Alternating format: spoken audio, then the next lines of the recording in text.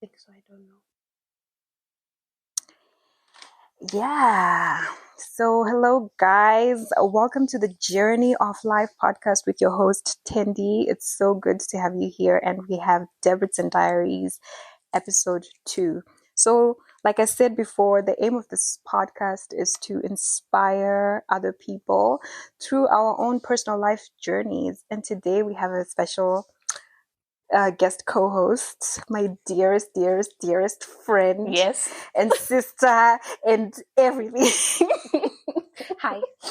So a round of applause for Chino. I'm waving. So please introduce yourself. Oh, hi. My name is Chido. What else do I say? Yeah, I'm a medical student in Debrecen, and I'm from Zimbabwe. Okay.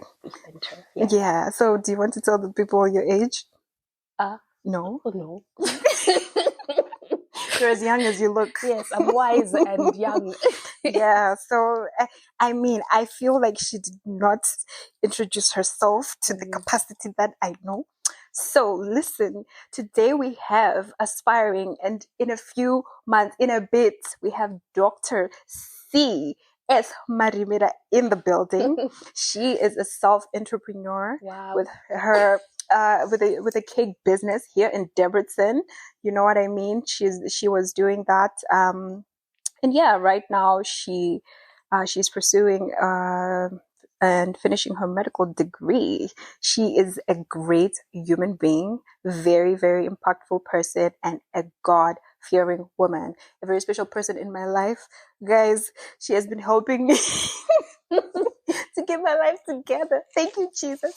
So thank you so much for coming to the podcast. Yeah, she is camera shy, but you guys, this person is the wind beneath my wings. So pleasant hair, she's behind it. Like, she's behind a lot of these things that you see, and she's my greatest supporter. Like, I know that if nobody watches my things, she's going to watch my things. She's going to listen to my stuff. So I'm so grateful for you. And yeah, and welcome. So because I think we're doing Debrecen Diaries, I want to emphasize on the education and academic aspect, because I know that a lot of people who are in Debrecen at the moment are students. Yeah. So I hope that this podcast equips them with a lot of knowledge with their academics or their careers, and then we can talk about everything else in between that. So I know that I think I did my thesis with the Department of Pharmacology. So guys, I'm also a medical student and everything like that in my final year as well. But you did research, which is also another route for you to achieve your thesis. Mm-hmm. What are the advantages, or why did you choose to do a research instead of just doing your thesis in another department like most people? Okay, so just kind of general for maybe someone who is maybe in first, second year listening to this. So you usually start doing your thesis maybe in fourth year or fifth year so that you can be able to graduate. So you need these credits for them to kind of add them up. There's thesis 1, 2, 3, and 4 that you register on Neptune, and then you do, you can get grades for it, right? And as Tendi is saying, you can go two routes. There's either you just pick a department and you can do, what do they call it? Where you kind of literature review. Yeah. So you do the literature review, or you can go the research route. And I went for the research route. And the reason why was because I decided that I wanted to go to the UK after graduating. And after talking to a few people who were already in the UK, they told me that I need to build up my CV. Because I guess it needs to stand out, you know, you're coming from Debrecen, etc. So they said, if you can, do research. And then with the research, it gives you the opportunity to kind of present at conferences. And also you can use your research to write a research essay, which counts as a thesis.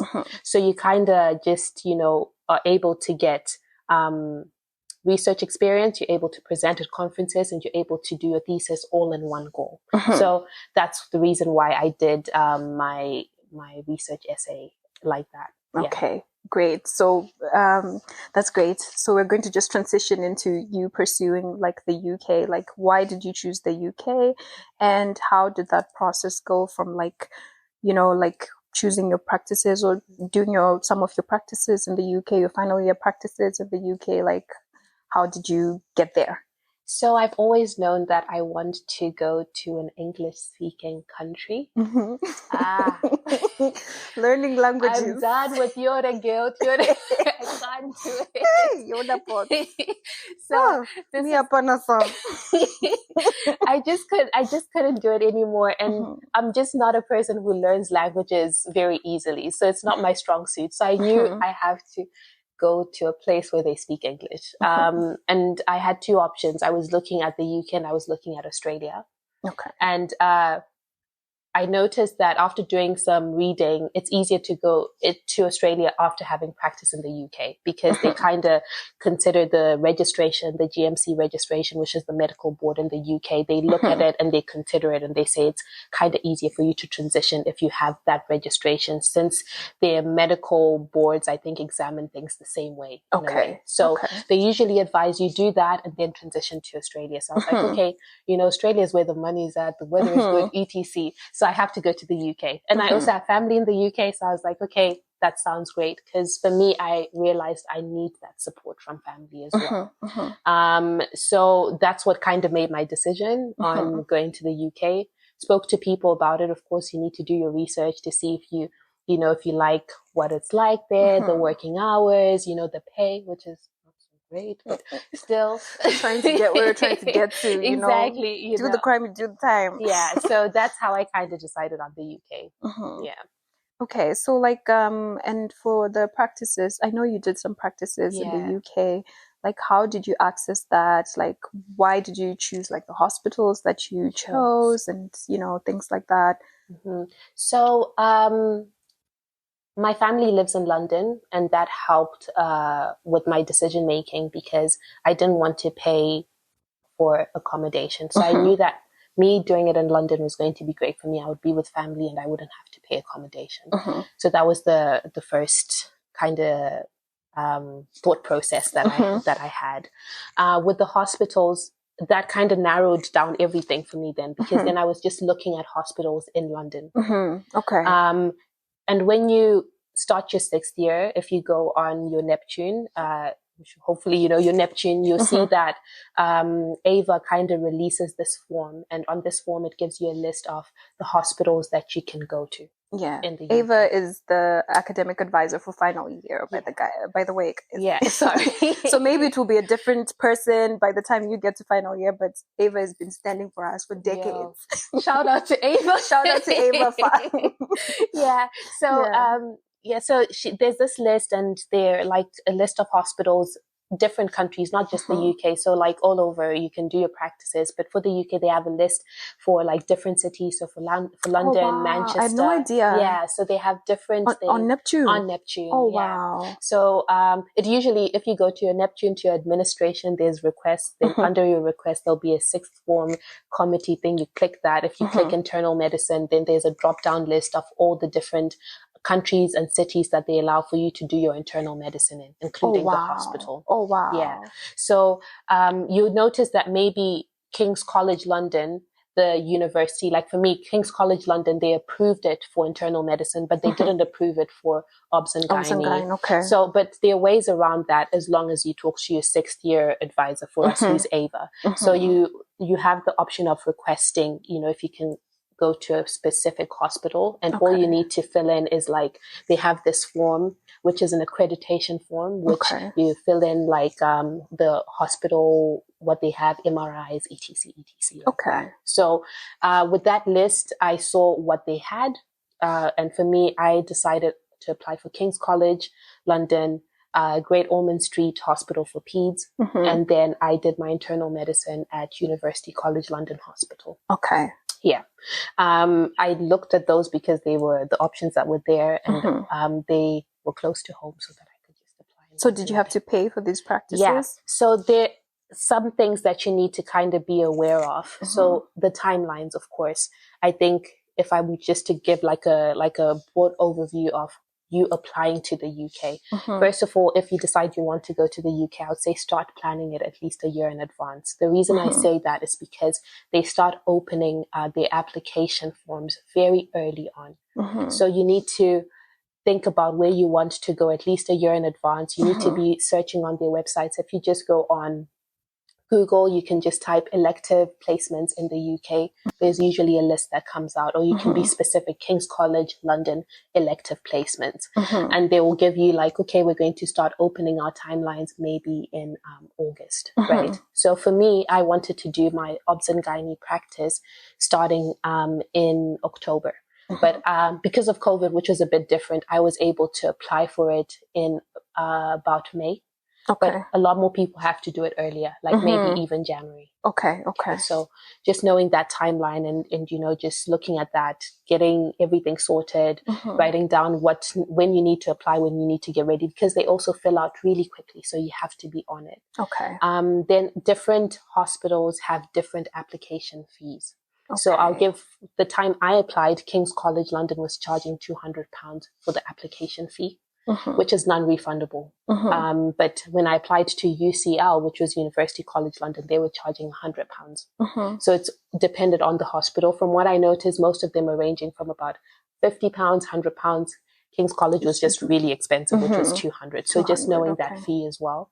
Then after that, you also need to have things like that they ask for. So they ask you for a letter of recommendation, usually from the dean. The reason why is because for you to do a practice in the UK, you have to prove that you can speak English, which we can, but they need like proof. So if you don't have like your English exams like IELTS, or OET or something like this, the dean writes this recommendation letter where they state that your degree is taught and examined in English, and that counts as you speak enough English, you know. So you need that. Then you also need to get police clearance. So you need to be cleared in Hungary to see that you don't have any police record or whatever for them to accept you. So guys, stay off those streets. Like, don't be doing really crazy impact stuff. your career. Yeah, just be careful what you're doing, because these things kind of follow you, you know, in the end. So you need a police clearance, which you apply for. If you just ask Ava, your 6-year coordinator, she can tell you what it's called. You just go to Posta, they give you a form, you fill it in, you send it to Budapest, and then they send it back. Then you also need letters of recommendations from. So this is also why having my supervisor for my research was really good, because then I could just ask them for a letter of recommendation. If not, just be friendly with your, you know, your tutors. Exactly. Like show face, you know, as soon as you get to 4th year, just be, you know, more active, proactive. Exactly. Let them remember your face when you need that, you know. And I feel like another thing, like if pick those courses that you got a good grade in as well. So for your letter of recommendation. So and I understand that sometimes maybe there's a particular department that you're inclined to, but maybe you didn't get such a great score. So, but either way, like it just depends. You just go hunting, whatever you catch, you know what I mean? But still, I think that like try to also do well. So if you have a good grade and then you get the letter of recommendation, I think it's a good look. Yeah, for sure. Because they do ask for them at least 2. And the thing about them is they actually call the supervisors. So they kind of reach out to them, say, this person said that you gave this letter of recommendation. Can you confirm that they're a good person or not? So just make sure you're doing that as well. Then you also need a personal statement sometimes. Personal statement is just you saying why you want to do medicine and why you want to be a doctor. Kind of just makes you stand out. I would say don't be scared to be vulnerable in your personal statement, because that's what makes you stand out. You know, like let's say you failed 2nd year. Don't be scared to put that in your personal statement, because it shows that you persevered. It shows that you have passion for medicine. It shows that you're still going, you know. Don't be scared to kind of put these things in. You don't have to just be, I don't know, shining bright for you to stand out. I think one thing about medicine that they really appreciate is the fact that you're passionate, you know, and that you don't give up, you know. So you do need to do a personal statement in some places. So I think those things are kind of the things that you need. And I think you've given some really like broad information about all the important things. So at what stage in med school do you think that you'd recommend someone to consider like external practices? Because I mean, clinical practices actually start like around like what, third year, right? Third year, yeah. So I know that I guess you did yours in your final year as part of your internship. But do you think that let's say someone who's in third year, fourth year could benefit from doing like their practices outside? Yeah, so definitely. I think not even just in the UK. I think even anywhere else. Yeah. So one thing that really stood out for me was just how much I learned from being able to understand what the patient was saying and the doctor was saying fully, which is just hearing people speak in English. The patient telling me the history in English. It made such a big difference. And I think I always knew that I wasn't grasping everything here. Absolutely. But when I went there, I was like, oh gosh, like I actually understand, So I think starting to do your practice even earlier on, when third year or your summer practice or whatever you can do in your home country where you understand the language and you can be hands-on, or even in the UK to get more practice, I think you should definitely go for it. I think you're absolutely right, because like actually, one of the exams that we just had internal, the patient I was examining, basically I missed something very important because of this language barrier, of course. And sometimes with elderly patients, they are forgetting some of the diseases that they have. They will tell you, oh, I'm fine, I just have this problem, the reason why I'm in the hospital right now. And yet they have many other diseases that they've had in the past, or that they even have at the moment. Like on physical examination, I picked up like she had crackles in her lungs and everything like that. So apparently she had contracted like RSV from her roommate. So I picked that up from examination, and I could hear like she had like a little bit of a productive cough. Fine, I picked that up. I wasn't really able to pick up anything from her, from examining her heart, right? But like she had told me that she had had heart surgery in the past. Fine. And then, but the main problem is that she had, claudication, she had pain, and she had these bandages and stuff like that. So basically she had decompensated heart failure, which was able to pick up, but she had an acute kidney failure, and I could not pick that up. I could not pick that up. And like I talked to her for so long, I asked her so many questions. And your Hungarian is pretty good, so girl. But I feel like it's my residual Hungarian. So I didn't bring my Teshik and they told us you can't bring your phone with you. So like I was from my head, like that Hungarian that's been sitting, getting cobwebs. So I'm very proud of myself. I'm proud of you. And you know how, especially the elderly patients, they'll keep going and going and going. So you have to bring them back and everything. So I missed that particular diagnosis. So she said, okay, like my examiner was now asking me, what else? And she said, did she tell you about the kidney? And I picked up, she had like some gallstones removed, all these other things. I picked it up. Kidney. But this is an important thing, She had an acute kidney failure, and we started discussing that. So I think like I really appreciate what you're saying, that it's so nice to actually be able to hear the patient's history in English. And I think you can pursue further when you have a good command of the language, which I understand why it's so important for us medics to like know the language, to have the language. As much as we're like, oh my gosh, it's a drag, it's so important, because you can miss something. You can miss something important very easily just because you don't have the command of the language. So like, girl, this language learning, like, this is why I'm going to an English-speaking country. I thought I could do it, but sometimes I'm questioning myself. I'm like, this is a lot of effort. Hey, it's a lot. Really, but the ghetto. At least you picked up, examining. I think, I was like, I didn't even think I still had it in me like that, but like, desperate situation. You had I started trying to remember. Okay, how do I even say headache? Okay, 5 fish. Okay, 5. You just like, it was crazy. Like I would remember trying to remember all the questions I need to ask. You know what I mean? But could you pick up what she was saying? Because this is what's hard for me. Like I can sometimes say it, but to then pick up now. Yeah, but I think it's much slower. Because, you know, sometimes it's like I'm recognizing the words, but I forgot what they mean. Yeah. You know what I mean? So I realized that, like, I think my Hungarian did get so decent that I still remember a lot of the vocabulary. Like, I can recognize the words, but I think the problem is that, like, I've also forgotten a lot of the vocabulary, so I forgot what the words mean. But I'm a person who understands things via context a lot. And I realized that, like, even when I read things and stuff like that, this is how I used to pick up a lot of words that I don't know because I understand them from context. So I think that's also what makes me, like, a little bit proficient in picking up languages because I pick up context very quickly. So I'll keep going, and then with the words that I know, then I'm like, and then I affirm. So that's what I kind of do. Okay, I affirm. Okay, you know, volta si bitik shige, mikor, you know, get the year, and then I confirm that, you know, and then, like, so I would try to confirm everything that I feel like I've picked up, and then sometimes they'll say nam, and then you're like, okay, I didn't pick that up. That's not correct. So what is it? And then maybe you keep digging, and they will be talking about, you know. And I think pronunciation helps, but the problem is that I think sometimes my pronunciation fools the patient into thinking that I understand everything that they're saying, and then they keep going.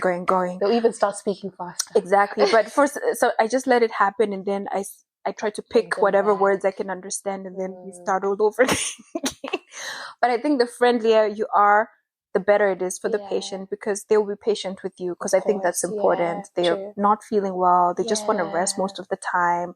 But if you're really, you know, patient and kind, like the ladies were so nice to me. They were so happy. Like the other time I came back because I remembered some questions and she was sleeping, but I woke her up, but she was so happy to, you know what I mean? And I was like helping her up to examine her lungs and everything. You have to do what you have to do. Because I was like, girl, I need as much information as I have. As I can get, you know what I mean? So yeah, guys, don't underestimate that residual knowledge. Is so important.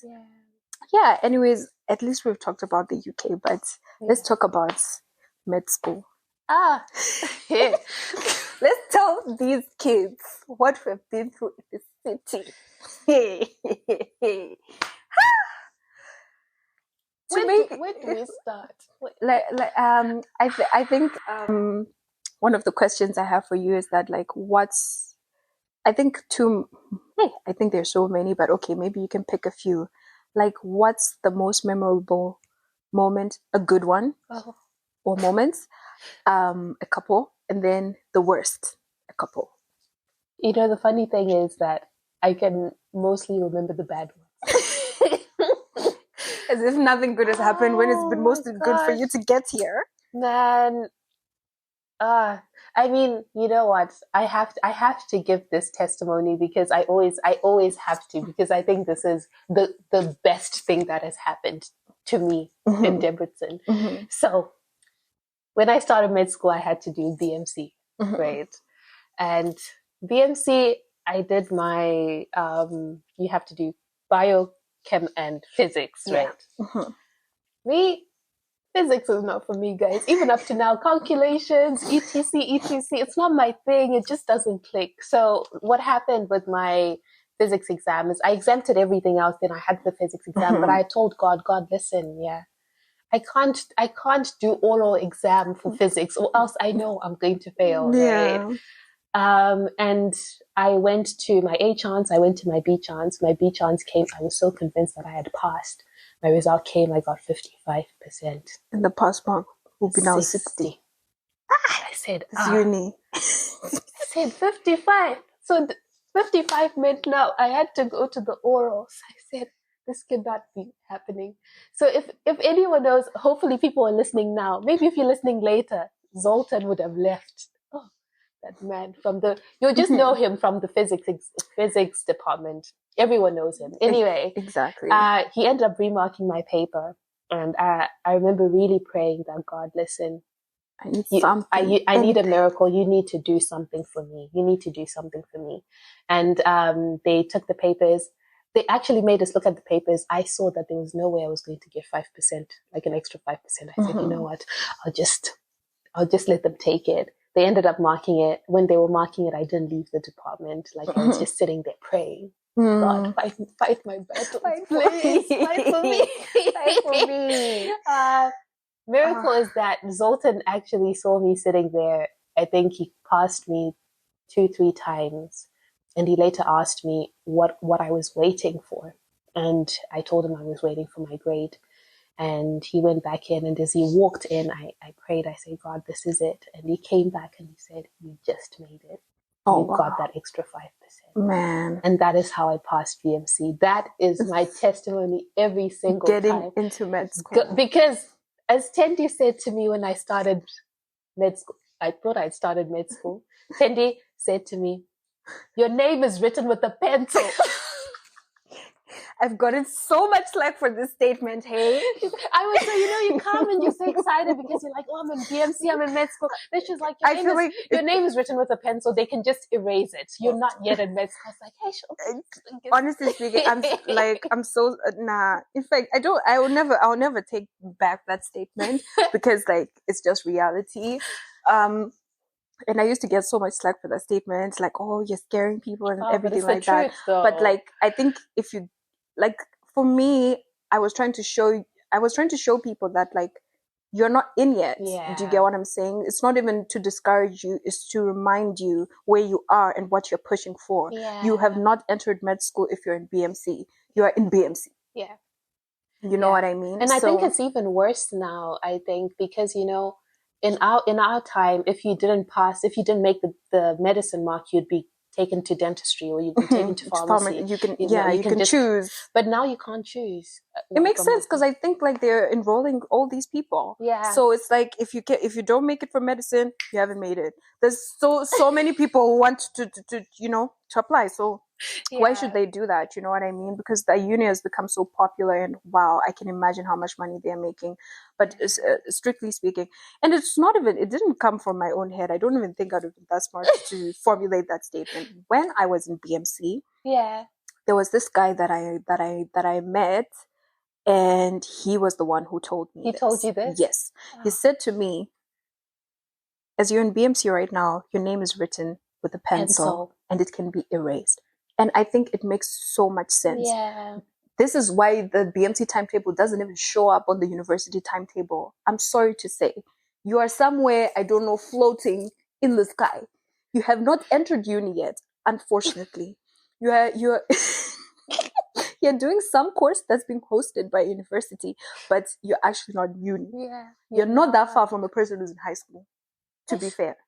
I'm just being honest. Yeah. I don't know a lot of places where you will go and say, if you didn't pass BMC, you can go and say, oh, I did BMC at the University of Debrecen, and they will offer you, I don't know, a degree program.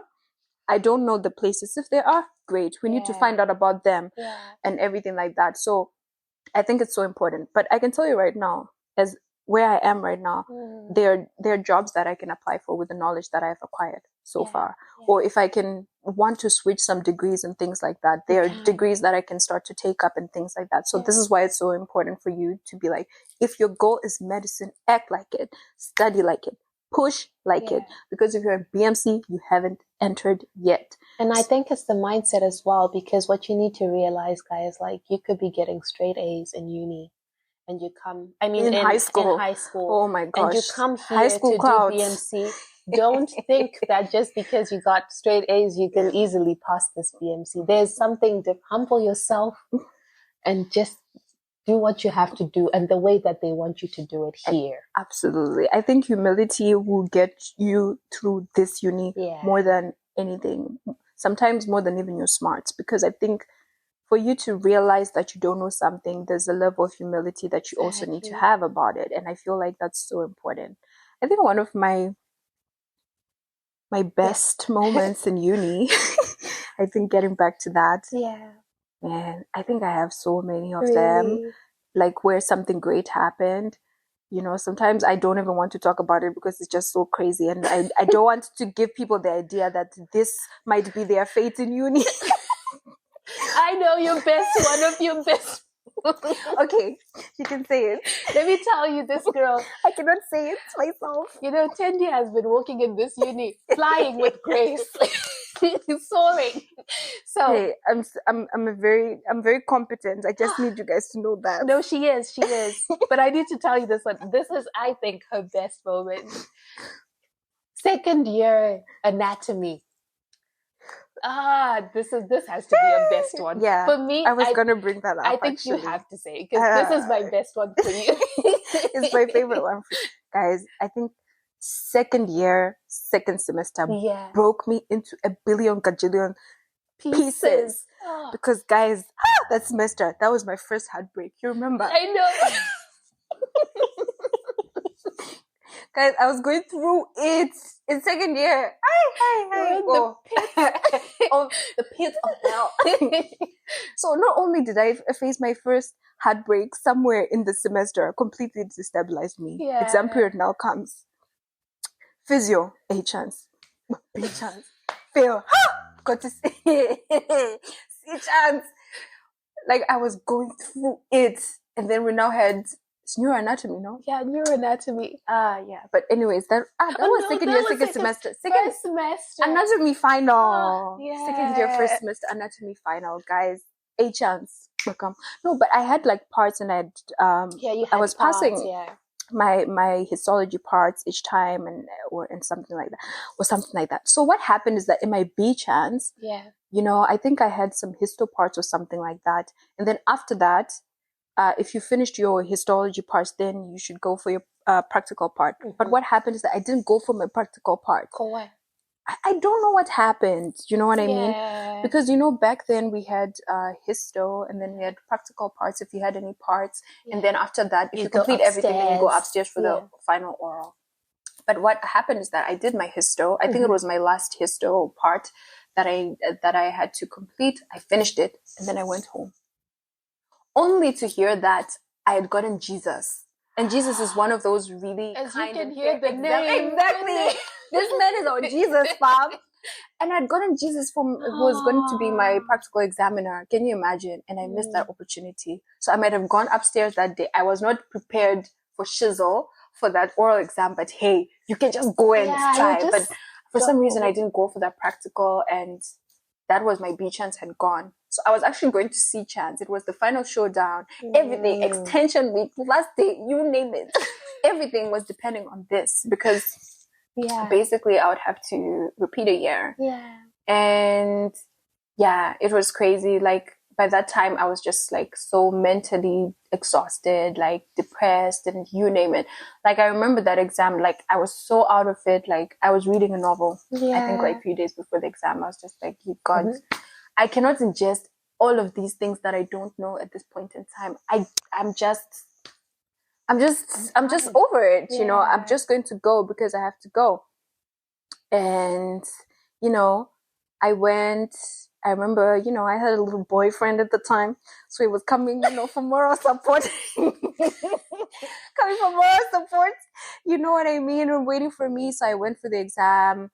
I mean, on the day I actually prayed and I said, God, you know the things that I know and everything like that. And and what I knew. Yeah. And I went. So I go, obviously the people that I wanted to get Jesus, naturally. I didn't want to get Antle. Top of the list. I didn't want to get Such. I didn't want to get Rosa. I was like, God, you know who I need for me to pass this final oral exam. And even though I knew that, man, I probably don't deserve this and I'm probably not prepared enough for this. Like, the thing is that with that oral exam, like, you can feel prepared, but anything can go left. You know what I mean? Yeah. These examiners could be so tough, So I was just like, So I go in. Peter Such is the one who's giving out the papers. So I had heard from other students that if you see that you want to go to the bathroom, you have to come back and pick topics again. So I was like, maybe I could try. So first, I think you pick the examiner. Okay. Or you pick the topics and then you pick the examiner, I think, or something like that. So I picked the topics, I think, and I remember the topic that I picked. I think I picked histology of the spleen. I picked anatomy of the spleen. Mm-hmm. And I actually picked the histology was the histology of the spleen, and then my embryo topic was differentiation of the ectoderm The fact that I still remember this. And I don't even remember what I picked last week. Exactly. But I remember this, differentiation of the ectoderm. And my embryo was just like very shaky. Mm-hmm. And this is a differentiation of the ectoderm is like the basics of basic embryo. Yeah. So it's like, okay, at the very least, you need to know this. Something. Yeah. You need to know a differentiation of the Yeah. ectoderm. You know what I mean? And I was like, okay, sis, like, what we going to tell these people? But I think the history topic, I was good. It was histology of the spleen, anatomy and histology of the spleen. And then that embryo topic was ectoderm. Said, God, I sit there. Go to pick your examiner. Answer. I said, it don't finish. It don't finish. It's over. We'll just fly back to Zimbabwe. It's fine. I looked at Peter Sush, and I was like, can I pick another? And he was like, either you take the exam or you don't. Like, he was not having it. That's how he was. And I was so nervous. And I just walked in there with my tail between my legs, got in there. I started praying. That's what I started doing. I said, God, all the things that I've learned throughout the semester, you have to do. Can you do something for me? I prayed. I started praying, and I could see him in front of me examining other students. I just started praying over that man. I said, I'm praying over this professor right now. As I sit in his chair, he should see something different. I don't know. And I started praying, and then I started writing my things. And then, like, I emptied out my neurons. You know, when you're pushing so far back into your cerebellum, into my cerebral cortex. Temporal lobe. Listen, my hippocampus was fried after that. I was trying to get everything out. Then I wrote everything I could think of, fixed everything I could think of until I was like, I'm empty. I don't have anything else. Yeah. This is it. And then I started listening to him examine. And then the other guy who he was examining had picked the topics I would have loved.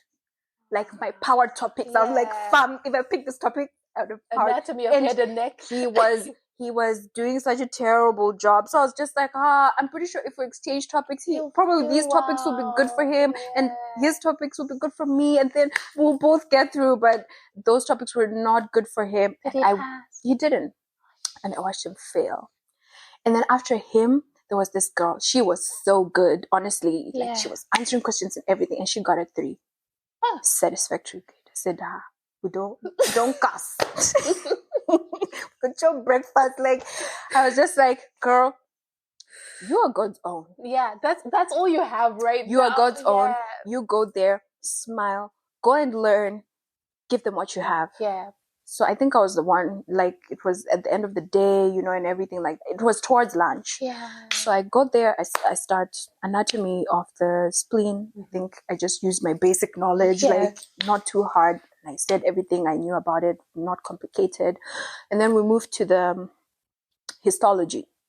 I started explaining the histology of the spleen, which I think for a second-year student is quite complicated. Yeah. And these anatomy professors, they believe different things. They believe certain things exist and some things they don't exist. So it's very complicated with them, but he really will. And I explained everything. And thank God this histology was strong, because I think it gave him like the impression that, okay, this kid, like, she knows what she's doing and everything. And then he started teaching me some things, explaining some things. And then I would also be like enthusiastic. Listen when you're being taught in the exam. Even take your pen, start write it down and regurgitate it and say, okay, so you said it goes like this, like this, like this. And then they were like, they got it. Exactly. I was like, okay, thank you. And he taught me, didn't ask me about the ectoderm. He didn't ask me about the ectoderm. And honestly speaking, I had very, very little to say. So he didn't ask me about the ectoderm. He was like, you know what? And it was my C chance, so you have a witness. Yeah. And then they said some things in Hungarian, whatever. And they were both just like, they had these kind faces towards me, And to me, I just looked at them, with like my Puss in Boots eyes, looking at them like, guys, just pass me. I know you want to do it. I can see you guys want to do it. They were like, then he was like, okay, what's your favorite topic? Guys, wait. This is Antal we're talking about. Thank you. This is Antal we're talking about. Testimony. They asked me, what's your favorite topic? And at the time, I don't remember. It was anatomy of the head and neck. Yes. Because I know you liked this topic. And that's one I studied. Yeah. It was topic number 4. I even remember. That's the one I studied now, And As any question he asked me, I just gave him, and he gave me my 2 and then left. I was in so much shock. I was shaking. And, you know, boyfriend is waiting at the stairs. And I'm like, he's like, what happened? I'm like, I'm like, let's leave this anatomy department before he changes his mind. Every time I pass through anatomy, guys, like the PTSD is real. How many years later? 6, 7 years later. Even me, man. Anatomy. Anatomy was this uni was wow. Tough. And we've had some good moments as well. Some really amazing exams that we just come in, you're like, Tindy, I just got that 5, you know. I just knew what I was saying. Exactly, you know, you're so confident and everything just kind of goes well. But how was your social life? I think we live very different lifestyles. Oh yeah. My social life was that's a good question. I guess wow. Why am I even thinking? I'm even thinking so deep about it. Yeah. What did you do in Debrecen? Yeah, so besides going to school. Okay, yeah, going to school, and I was very involved in the church, so I think that took up most of my social life. Actually, I think this is why I had to think, you know, pretty deeply into it. Like, so most of the time, I, you know, like weeks during the week we had like some sort of service, Bible study, whatever. Friday Bible study, then you've got a choir practice or worship practice on Saturdays. Then already you're starting Sunday church, and then the week. So I think my social life was just mostly church, if I can say that. Then of course, then like just chilling with my friends. So yeah.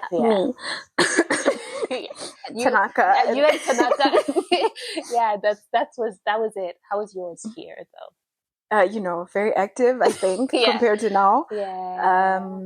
I mean, I think, especially back then, I would go to church, but I didn't participate like actively in church. But on Sundays, I go to church. Yeah.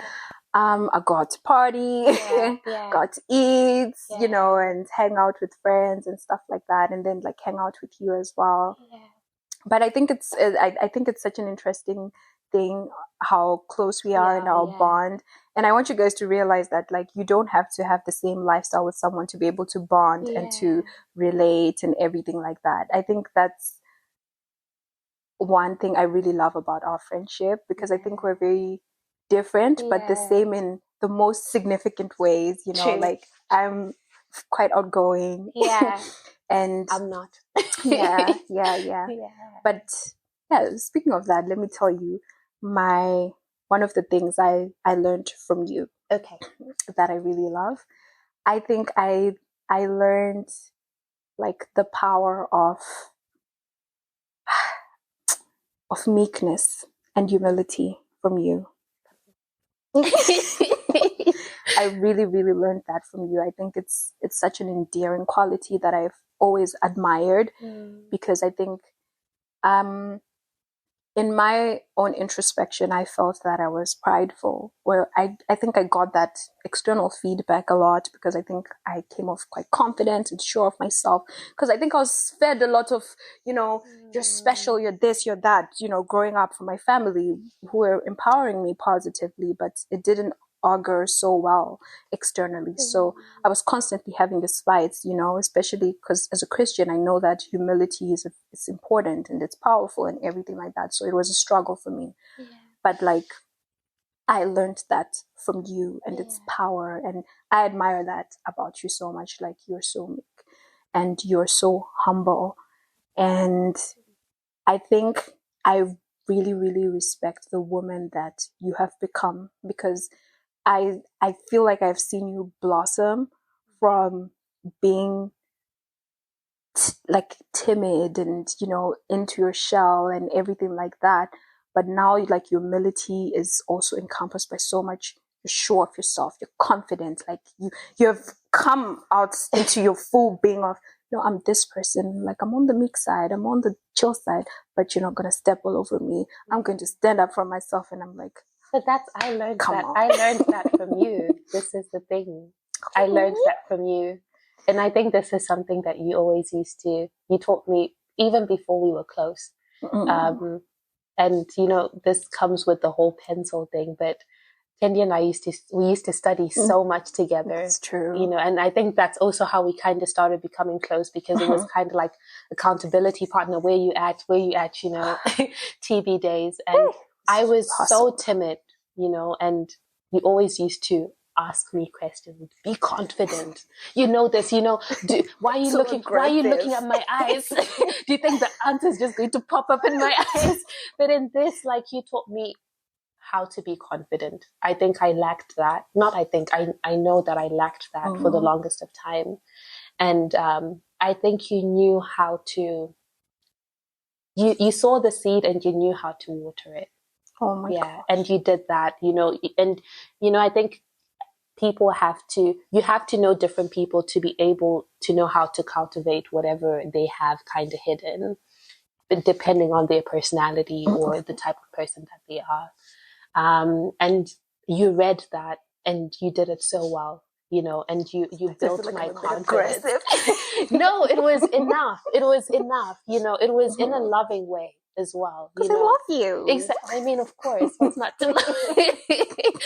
But yeah, so I think this confidence is something that I learned from you. Honestly, and I'm grateful for that, really. So even though you've seen me blossom, you've had such a huge part to play in me becoming who I am today. And I'm very, very proud of the women I think we have become. Yay, yes. And we're still like work in progress, but I'm very proud of you for that.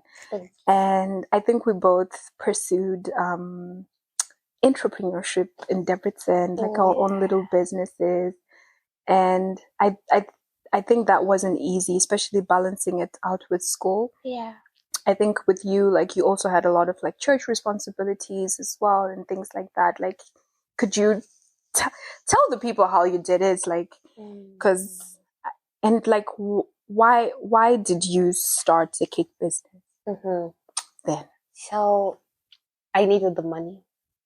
That's honestly why I started the cake business. I think there comes a certain time in your life where you just don't want to be asking your parents for like money like that. Yeah, you know, you want like to be able everything. to exactly. You know, you want to be able to go out and have some food without kind of budgeting on their money or something. So that's why I started my piece of cake, and it was difficult starting. You know, from because I didn't bake like that before. I learned on YouTube. So I learned how I didn't want to do cakes. I wanted to do cupcakes because they're easier. So I had to kind of learn on YouTube and, you know, like even, I don't know, like this whole business mind, you know, kind of pricing things and buying things. That was something that I needed to learn.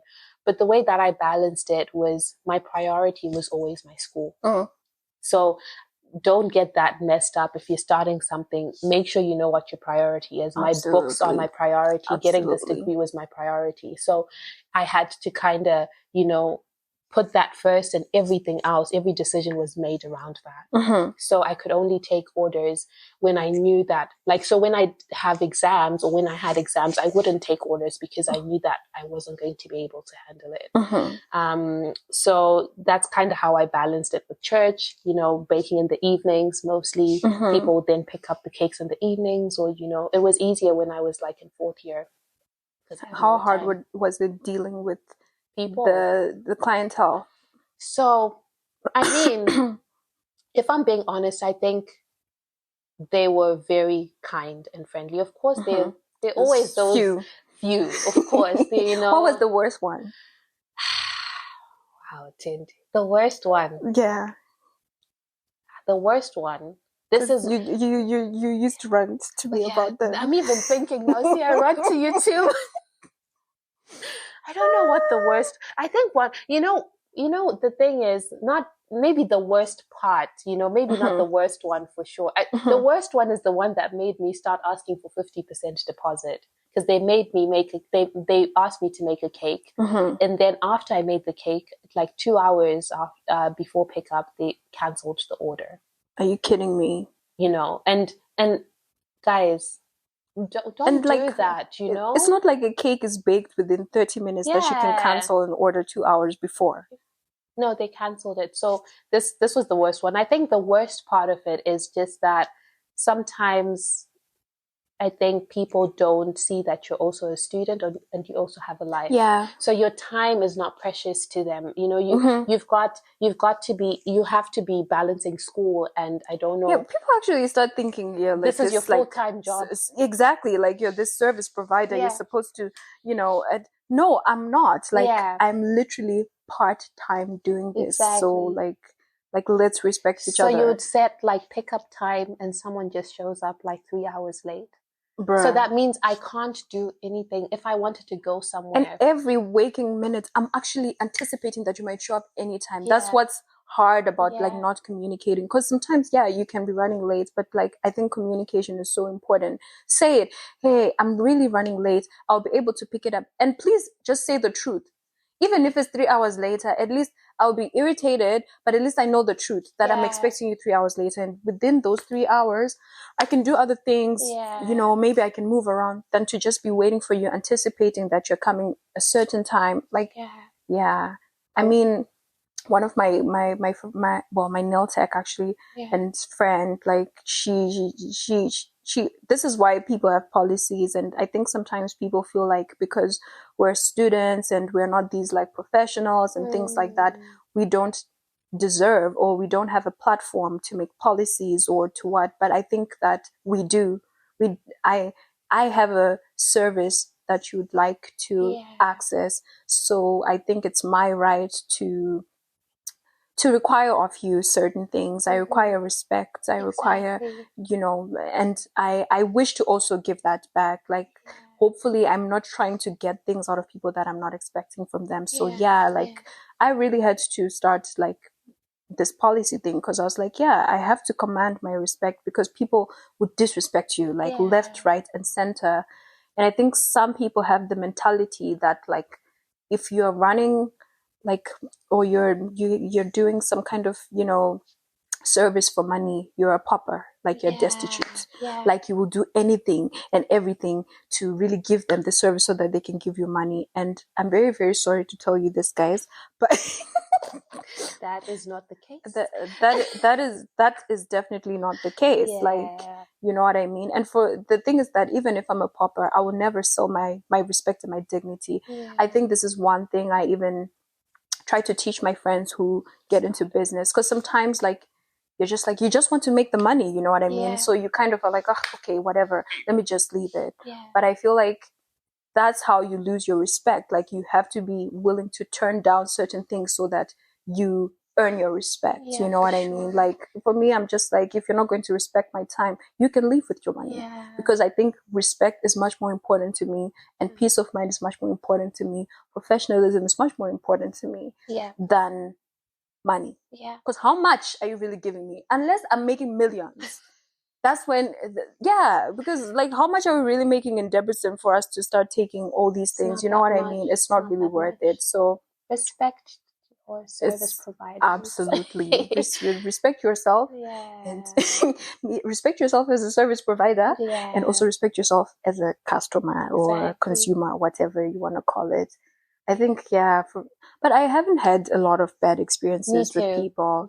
You know what I mean? And I think I always make it clear when someone is late that I do not appreciate it, so that they know that next time, like, this girl doesn't really like it. Because I think if you're just slack about it or you don't acknowledge it, like if you come late, even if it's 10 minutes, I'm like, oh, you're a little late. You keep it in your mind that this girl, she doesn't really like it like that. And I also try to be prompt and to do my things on time as well, as much as I can. Business in Debrecen, ghetto. Ghetto in some ways, but I think for the most part, like, it was really good. Helped us grow in our craft. Absolutely. You know? Of course, there's room for more growth. But I think if we look back, we've definitely grown so much. Like, bruh. The first cake I made. Wow.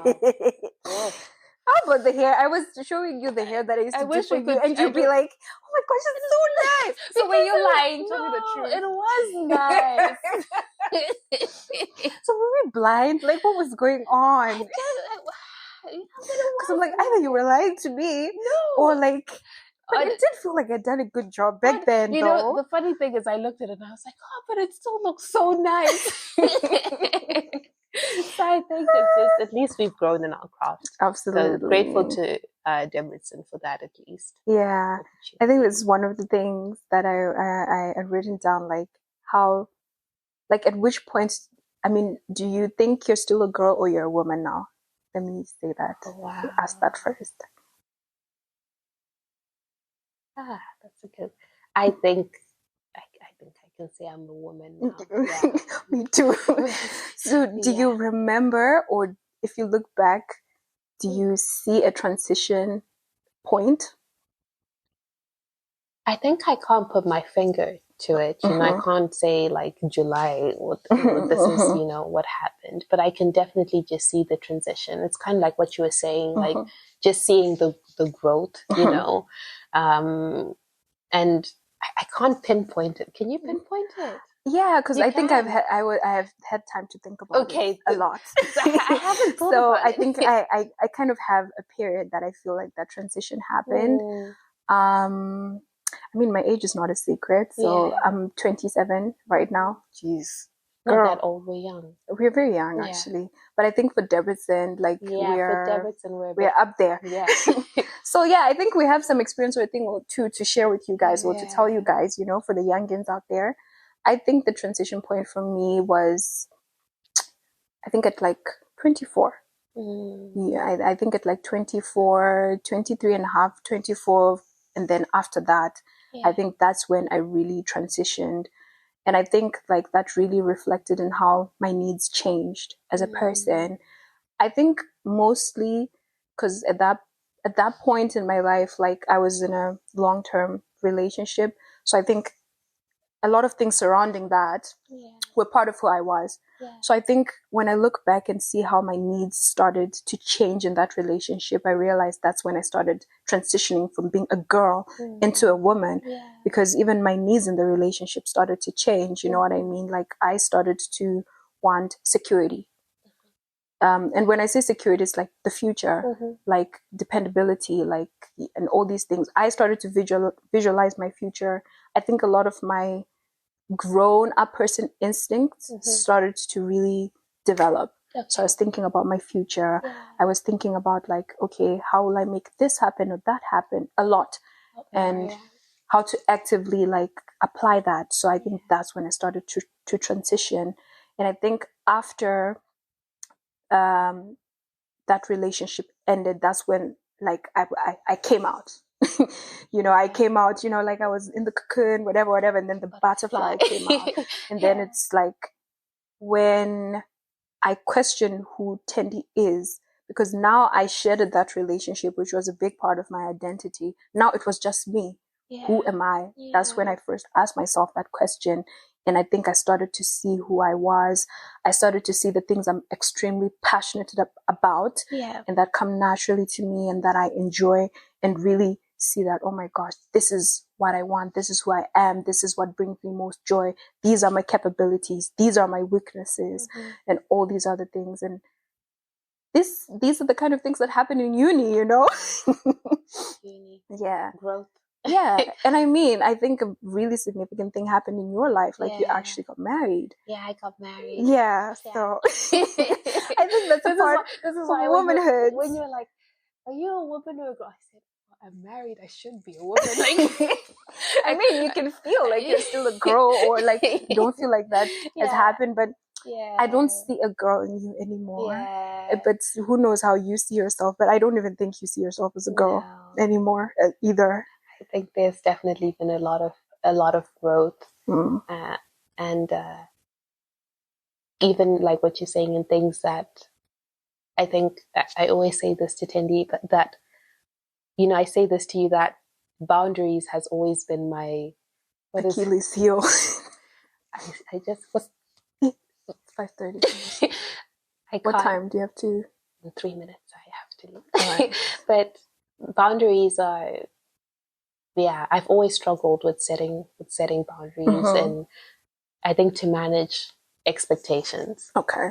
I think when I started being able to do that a bit better than I used to, for me, I think this was major like growth point. Spurt. It was, because I was like, the type of person I am, I don't like confrontation. I don't like this and this and this. So I'd rather just, you know, just Yeah. Oh, okay, fine. It's okay, fine. But then when I started making these decisions, like what you said, what's best for me right now? What do I like? What puts me in uncomfortable positions? I think those decisions really were made after some growth. So, and I think I appreciate that about uni, because I think, exposing yourself to a lot of things or having different people in your lives, etc., and different experiences kind of helps you to become that. This feels like we should just do another podcast. There you go. Because now we're going into life and this. Exactly. Yeah. Well, we're going to play a little game. I mean, you can still move around and do whatever. Okay. Yeah, but about how well we know each other. Wait, I need to give disclaimer, please. Just because I don't answer these questions correctly does not show how strong our friendship is. I'm not sure about that. So are they because, hard questions? I believe in quantifying things. Okay, the first question for you that I have is, what is my dream job? Now, not a doctor. Your dream job is, your dream job would be something that would, I can't put a specific name to it. I haven't either. Okay. So your dream job, will be something that allows you to be able to talk to people and share your knowledge, especially like women, children, etc., that kind of thing, and also be able to tap into your salon business and do entrepreneurship in that. Yes. I know, I'm amazing. No, I just talk about it. Okay, you can give me yours and then we can exchange. Okay, fine. Yeah. Mine. See, this is an easy one. Which one would I go for? Blues or jazz? Jazz. You love jazz. See, I told you. You love jazz. Okay, that was easy. I know. What is my dream car? You've never told me your dream car. Maybe not the brand, but what kind of car would I want to drive? Classy. That's wow. You're not going to finesse the system like this. Something classy and I'm not even going to lie. I don't know what the dream car is. I think my dream car. I like big cars. So I always say this. I like big cars. Okay. Yeah, big car. A big car, like an SUV kind of car, like a wagon. What is my dream car? I mean, it was like a wagon for bids, but right now I don't really know. It was a G-Wagon, guys. Yeah. Something black with brown leather seats. Yeah. It's your turn. I asked my dream car. Oh, okay. Oh, so we both asked about cars. Yeah. I'm done. Where did I go for high school? Senyoka. Do you know it's an actual school called Senyoka? I didn't go to Senyoka. But you always say Senyoka. What am I supposed to do? I did not go to Senyoka. You always say Senyoka. So you don't know the high school I went to? It's in Chivu. This is what say. It's not St. Ignatius. No, it's not. St. Ignatius is not even in Chivu. But you always say in the boys' school. But you always say St. Nyoka. What am I supposed to do? Hear it now and today. I went to St. Francis of Assisi. Oh, Assisi High School. Got it. See, I knew the Assisi. But you didn't say it. You said St. Because that's what we always say. Oh my gosh. Okay. What's your next question? For me, it's what is my favorite food? Like one. Mm-hmm. Hey, I know too many things that you like. Well, I know you like sweets, though. You really like sweet things. So I'll say dessert, sweets. Yeah. And then you like seafood. I do like seafood. Like seafood a lot. So that's what I'll say. It's like mussels and all that stuff that you like. Yeah. But is there one thing? No. Okay. Sorry, got it right. Okay. Everybody's a winner. Consolation prizes yes, we're for all everyone. Winners. What is my biggest insecurity?